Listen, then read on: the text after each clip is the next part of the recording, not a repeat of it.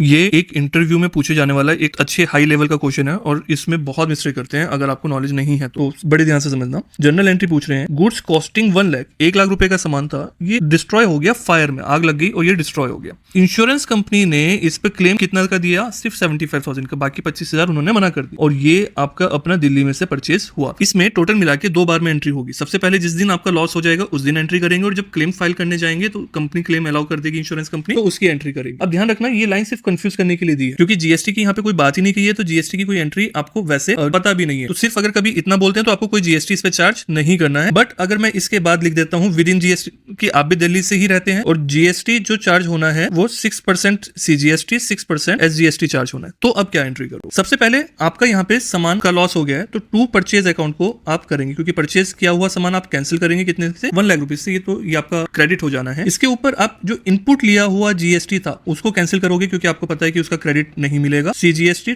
To input SGST 6,000 rupees, 6,000 rupees, 6% का charge हो गया। यानी कि टोटल लॉस जितना भी आपको हुआ है या आप क्या करोगे? इंश्योरेंस कंपनी से क्लेम करोगे। तो अभी सिर्फ हम क्लेम कर रहे हैं। इंश्योरेंस कंपनी अकाउंट डेबिट 1,12,000, हम मानेंगे कि कंपनी शायद हमें इतना पे कर देगी।